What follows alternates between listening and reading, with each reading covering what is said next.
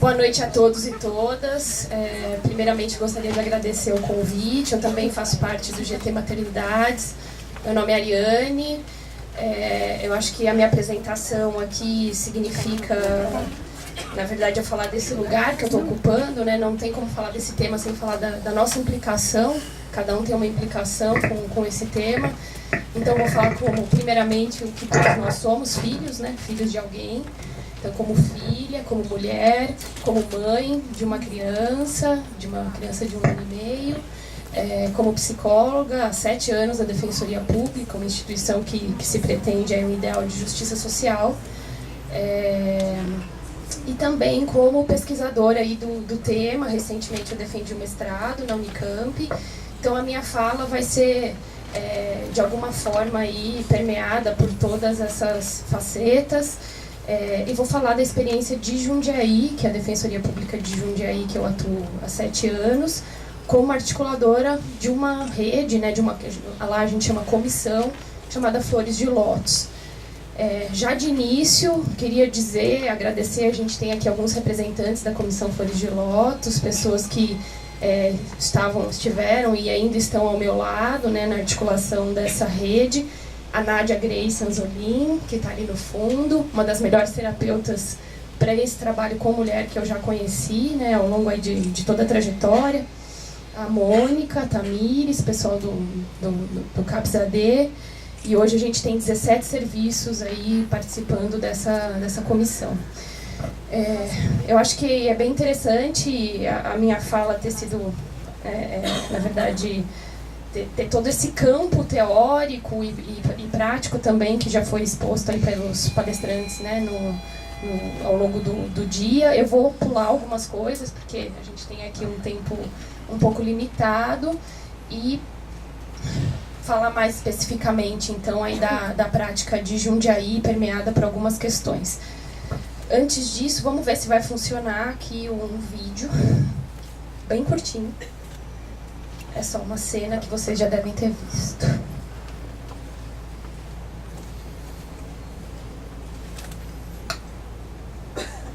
Não vai passar. Vídeo é uma coisa fantástica, né? Assim,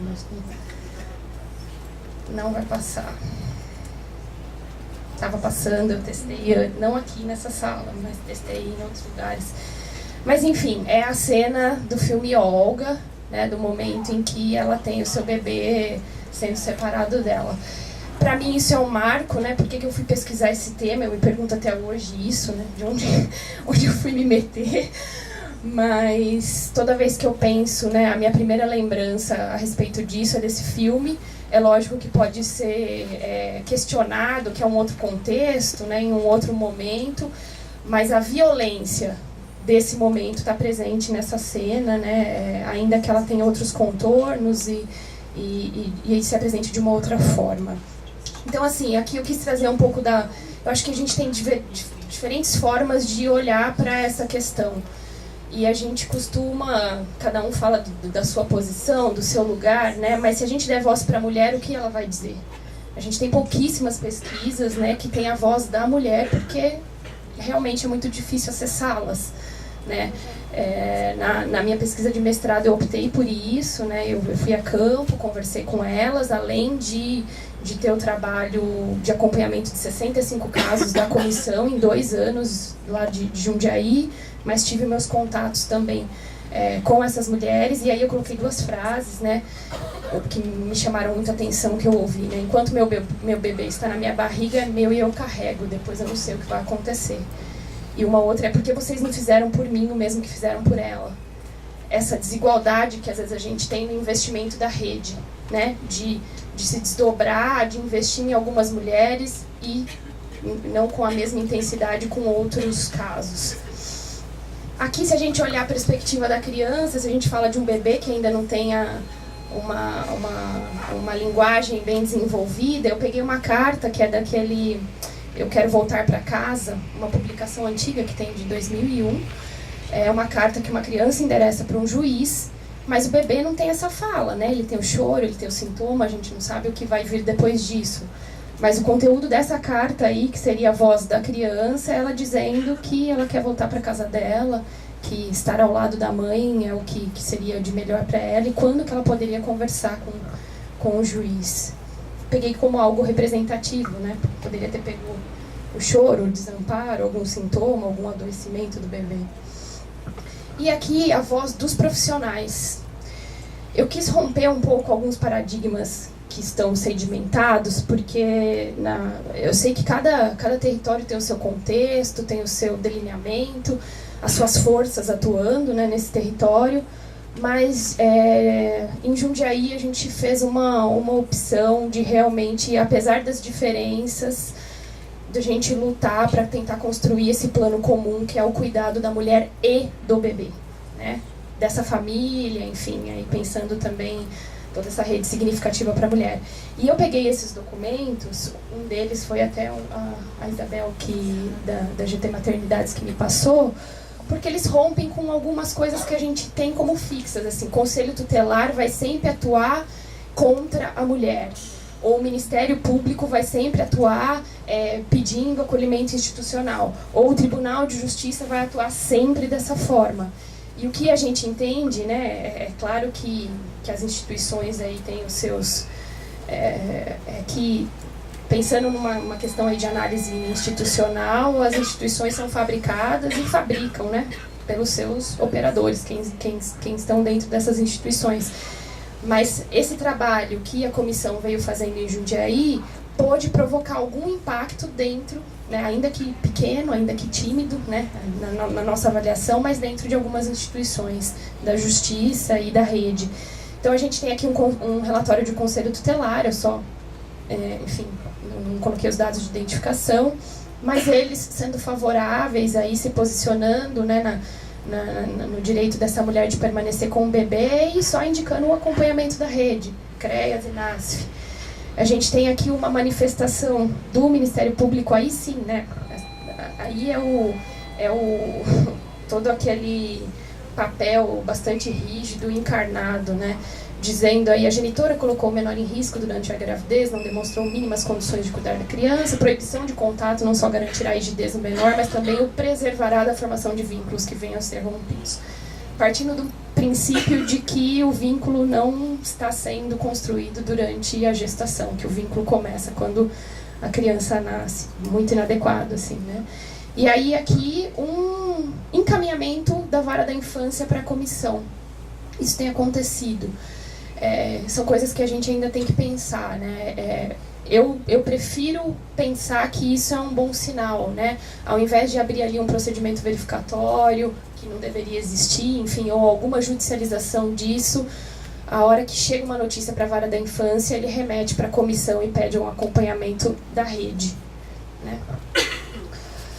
Então, isso que eu quis, né, passar aqui, esses diferentes olhares, vozes e ouvidos que a gente tem sobre esse tema que é tão polêmico, tão mobilizador, e que a gente não fique nessa coisa tão rígida, assim, né, de quem é inimigo, quem é vilão, quem está do lado da mulher, quem está do lado da criança, porque realmente, eu sei que em Jundiaí a gente já passou por isso também, de ter que ter alguns enfrentamentos mais diretos a respeito do tema, mas a gente entende que isso acaba enfraquecendo a rede e, na prática, quem paga o pato é a mulher. Porque eles vão fazer os fluxos extraoficiais nos bastidores, não importa o que combinarem com a gente, se a gente não tiver esse plano comum bem construído. E aí eu até quis pegar uma parte aqui da minha dissertação, né, que vai falar de o que é um plano comum para uma rede tão heterogênea. Né? Não é um plano, ele é dito comum não por ser homogêneo ou por reunir atores, sujeitos e objetos, humanos e não humanos, que manteriam entre si relações de identidade, mas porque ele opera uma comunicação entre singularidades heterogêneas. Então, assim, as nossas reuniões da comissão, em diversos momentos, a gente não tem consenso, tem, né, uma discussão ali, tem conflitos, mas a gente está buscando operar num plano comum. Né? O plano comum é o cuidado da mulher e do bebê. Então, acima desses papéis instituídos, né, que às vezes a gente acredita que, enfim, já vai para uma reunião já imaginando, né? Eu vou para uma reunião com o conselho, eu vou para uma reunião com o promotor, ou eu vou para uma reunião com o CAPS-AD, isso significa um maior cuidado, ou com o consultório na rua, nem sempre. Eu já vi violências acontecendo em espaços, né? Acho que a Júlia falou um pouquinho disso também. Então, da gente romper um pouco com isso. Algumas palavras-chave para pensar nessa rede, né, nessa comissão, é intersetorialidade, sem isso não vai haver um cuidado. Essa transversalidade, né, esse conceito aí de tudo que é transversal, de ser uma rede molecular, né, não de uma segmentaridade que não seja dura, que não seja rígida.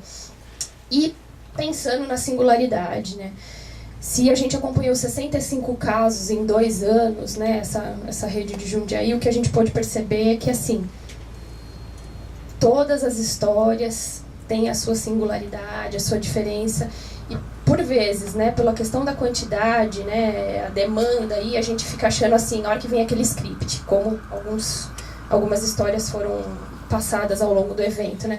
A mulher negra em situação de rua há tantos anos, 5ª gestação, histórico de acolhimento, tá? Isso é um resumo que não diz muito pouco a respeito da vida dela, né? Então, da gente buscar essa singularidade aí na construção desse projeto terapêutico singular. Aqui é o contexto do mestrado, que eu defendi recentemente. Então, falava de mulher, gravidez, álcool e drogas em situação de rua ou não, né? O mestrado envolveu isso, o acompanhamento dos casos da Comissão Flores de Lótus, que foram 35 casos em 2015 e 30 casos em 2016. E aí, em 2017, até fevereiro, a gente teve 15 casos. Assim, que significa, é um dado que a gente ainda está observando o que isso significa, né? Parece pouco, né? Você pensar 35, 30, para um município de 400 mil habitantes. Vamos pensar em BH ali, dos números que foram apresentados, um município, né, 5 vezes, aí, mais 5 vezes maior do que Jundiaí. Então, assim, significa muita coisa, e esse não é um dado absoluto, porque e os casos que não chegaram para a Comissão Flores de Lótus? Porque nem todos os casos chegaram até lá, né? Hoje a gente tem uma capilaridade, é uma rede mais rizomática, mas a gente não tem uma totalidade dos casos do município. Eu vou pular essa parte aqui que é mais teórica. Já falamos aqui de invisibilidade, de dar visibilidade. O que a gente percebe é que, na verdade, não tem problema se essa mulher está na rua, não tem moradia, sofreu violência, mas ficar grávida, aí é um problema, né? A hora que ela fica grávida, todos os holofotes vão se virar para essa mulher, né? E o que ela vai concluir disso? A vida dela é importante? Ela teve uma vida inteira de violação e ninguém ligou para isso? Por que a hora que ela engravida, ela vira, né, objeto de atenção da rede e tudo mais? Então, parece meio... Elas têm uma sabedoria, né? Que às vezes a gente está minimizando isso, né? Menosprezando essa sabedoria, esse conhecimento que elas têm do funcionamento da rede. Aqui também já foi dito um pouco antes, na minha dissertação eu vou falar um pouco a respeito disso, dessa encruzilhada que essa mulher...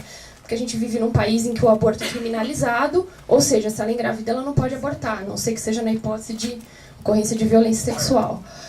E se ela não pode abortar, ela precisa começar a desejar essa gravidez e cuidar bem dessa gravidez, né? Nos padrões, enfim, aí que a gente tem, né? Só que no momento em que essa criança está para nascer, uma outra força atua na vida dela. E aí fica uma ambivalência muito grande, né? Porque ela deve querer essa gestação, já que ela não pode abortar, mas na hora que a criança nasce, ela precisa deixar de querer. É uma coisa louca, né? Não, aí você tem que convencer que ela não é mais capaz para cuidar daquela gestação que você ficou o tempo todo falando para ela que ela precisava cuidar, né? Daquele bebê. Então, aí a biopolítica, o biopoder vai explicar muito bem isso, né? A autora do livro Mães Abandonadas fala muito bem a respeito disso. No primeiro momento, a censura advém da crítica à mãe desnaturada que não quer ficar com seu filho. Aí, no segundo momento, a indignação se insurge contra aquela mãe que vai ficar com a criança, mesmo sem ter condições socioeconômicas, né? Vai ficar com a criança para passar fome com ela? Ou para morar em tal lugar com ela? Não tem problema que está sendo violado o direito de habitação durante anos, né? Aqui eu também acabei recorrendo um pouco a alguns conceitos do Foucault, a respeito aí das técnicas, as tecnologias de poder que estão envolvidas aí nessa questão.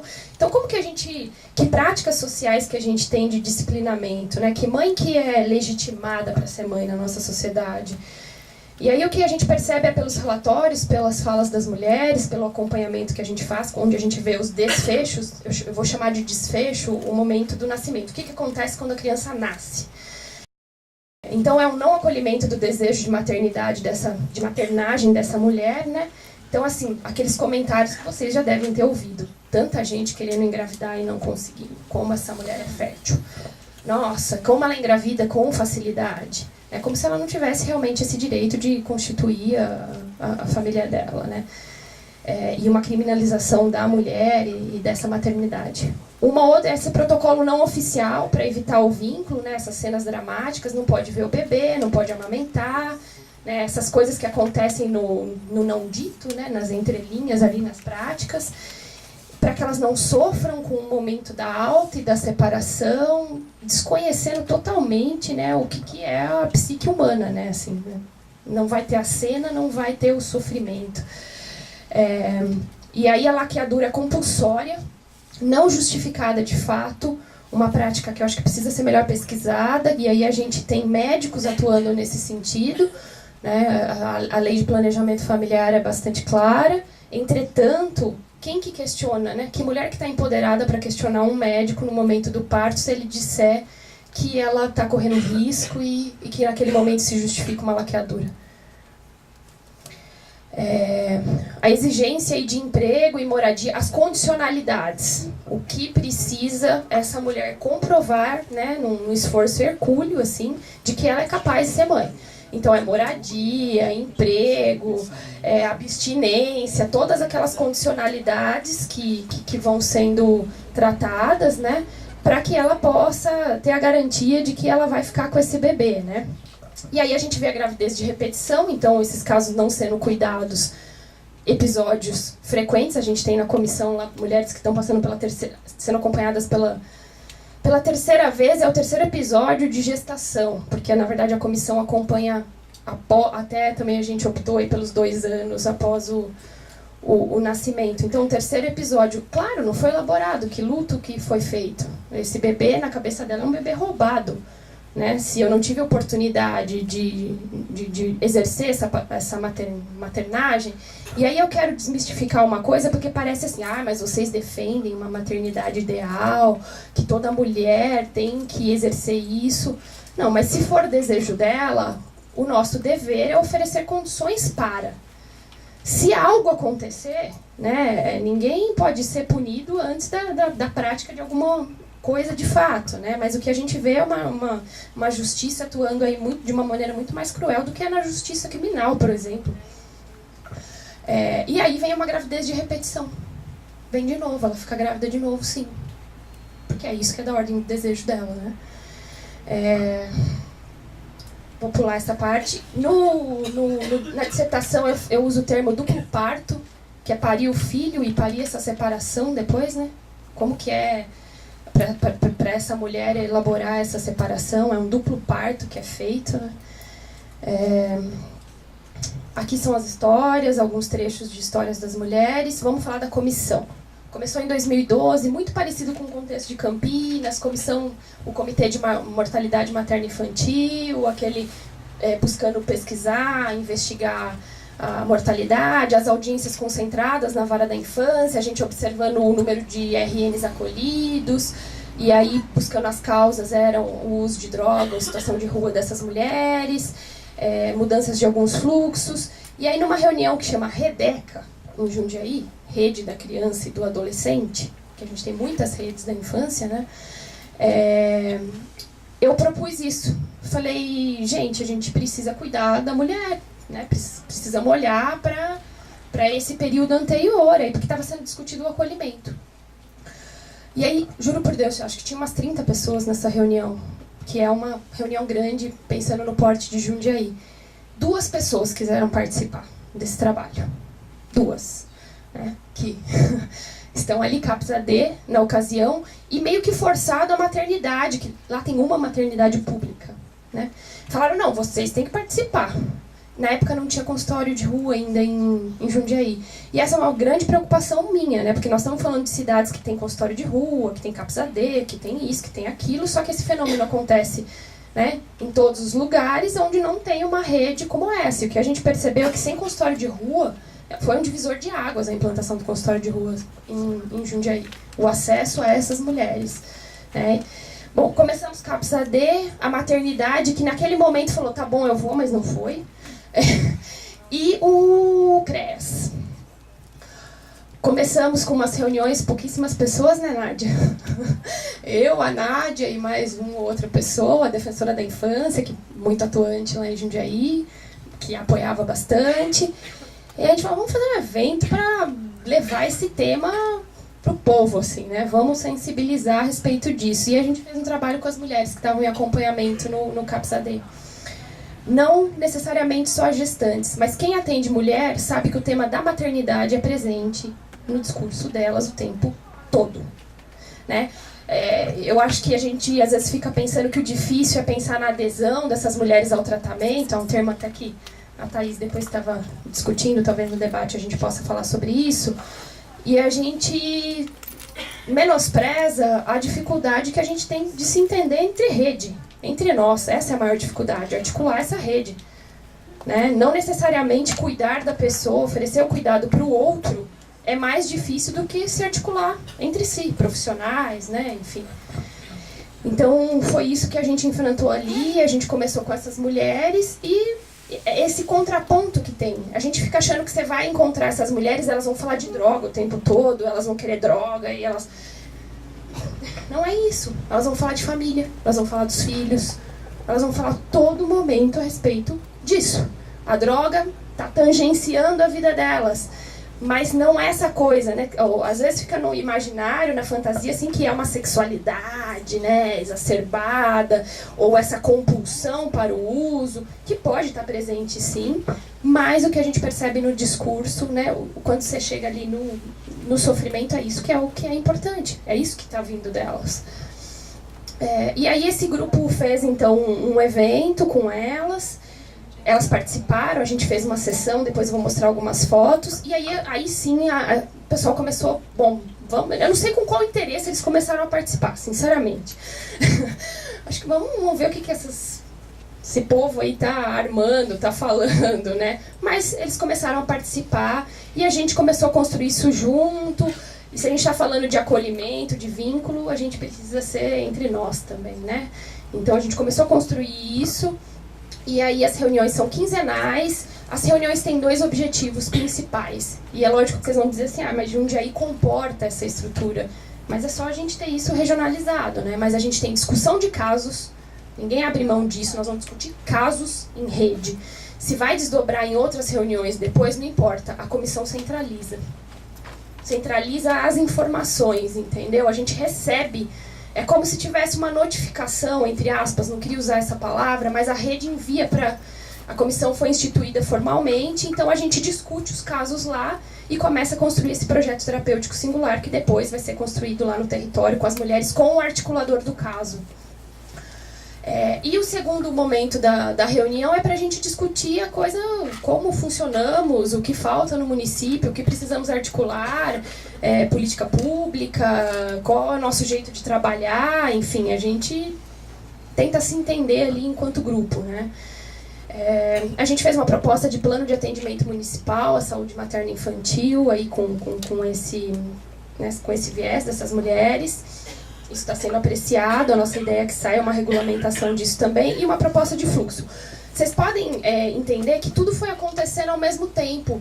Veio Rede Cegonha, aí veio as recomendações, né, as notas técnicas, primeiro do Ministério da Saúde, depois do Ministério da Saúde, em conjunto com o Desenvolvimento Social, a coisa toda acontecendo em BH. Foi o que chamou minha atenção lá em 2014, quando eu vi na mídia isso também. Então foi tudo meio que acontecendo na mesma época, assim, né? Aí o nosso plano municipal prevê, então, esse tripé, o pré-natal, que não é um pré-natal tradicional, não importa pra gente se essa mulher fez 7 consultas, 10, não é isso, né? É esse conceito diferente de pré-natal que precisa ser desenvolvido, espero que a Thaís vai avançar nisso aí na pesquisa dela também, né? Como que é esse pré-natal? O que ele tem de diferente, né?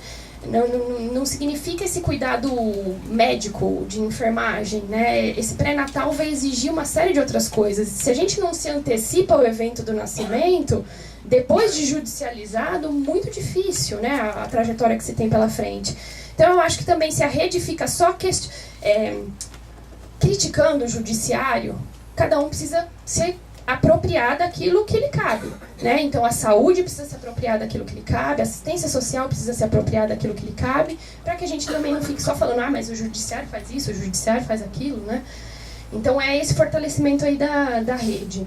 Aí o momento do parto, nascimento, é o dia D, né, gente? Vocês podem combinar tudo, que na hora que a criança nasce, tudo pode mudar naquele momento.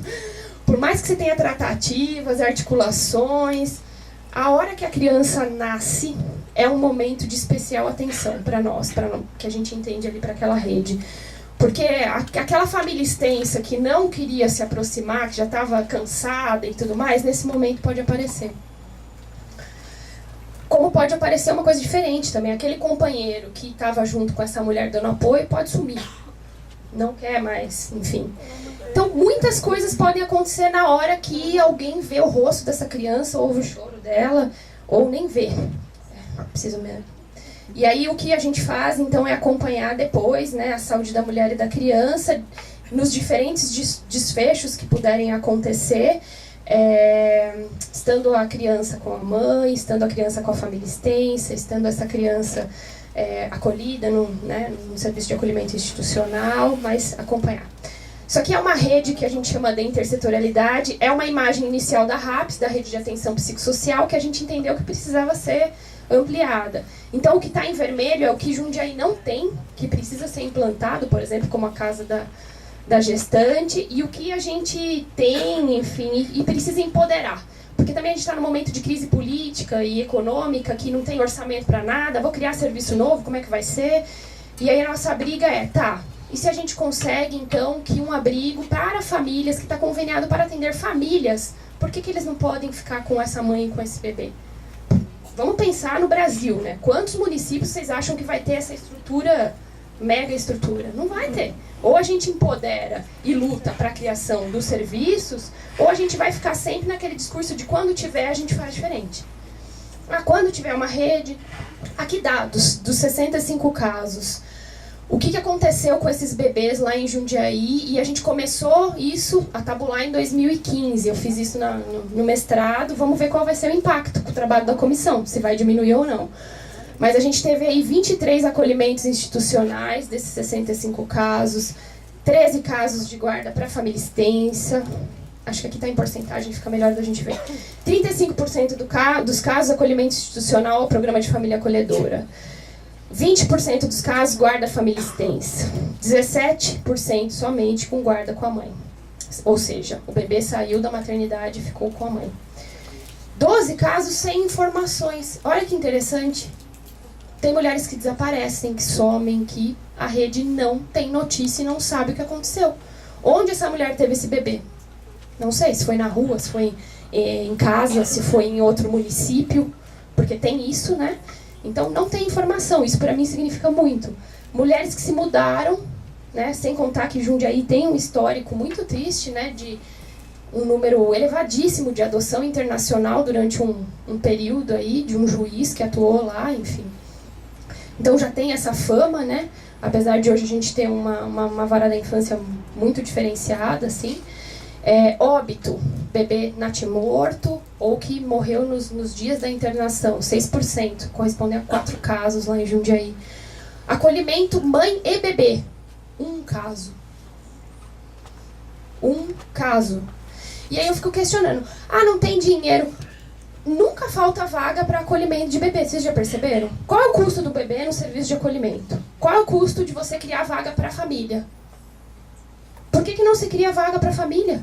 E se cria vaga, vai aumentando o número de vagas para acolhimento de criança e de adolescente. Prisão. Uma mulher foi presa no meio desse caminho aí. Então, desses 65 casos, esse é o panorama que a gente tem. E aí o que a gente percebe é que a gente precisa se organizar enquanto rede. Então tem que ter uma tabulação de dados, assim, para a gente entender, começar a olhar para o que é essa demanda, né?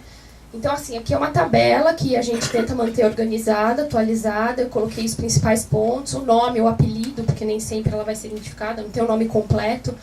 Né? Como é que vai fazer, como você estava falando, busca ativa, às vezes a gente precisa de foto, enfim, o serviço de saúde vai chegar até ela, está no território, é um território que o consultório já tem um vínculo, não tem? A idade gestacional, no momento em que ela é identificada, data de previsão de parto, qual OBS, maternidade de referência, dados do companheiro, família extensa. Aqui é o projeto terapêutico singular, um instrumental que a gente tem e começa a ser construído na comissão e depois vai para o território com a mulher.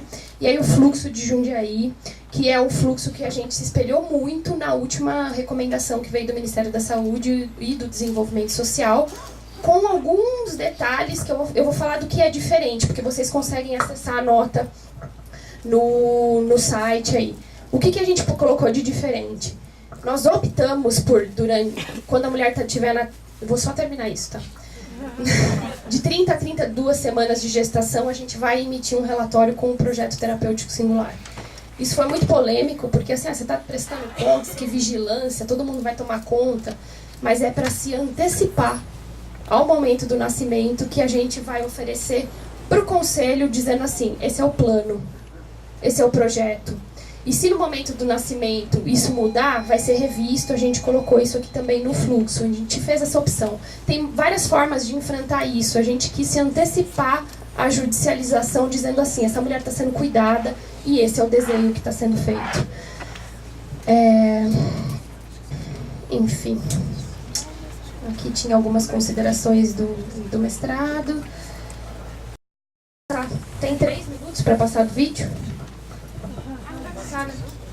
Vamos ver se esse vai passar. É um vídeo que eu fiz sintetizando essas ideias e a questão do mestrado, mas eu acho que não vai passar, mas está disponível, tem meu e-mail, depois eu mando. Não vai passar. Aqui é minha filha, Melissa, e aí eu termino com essa frase aí do livro do Mães Abandonadas, né? O tema da separação entre mãe e filho tem inegavelmente poder de despertar angústia, pois nos remete a dogmas como o amor materno e as questões emocionais pessoais de maior profundidade. Uma vez que somos todos filhos e, quem sabe, muitos somos pais. Obrigada, gente.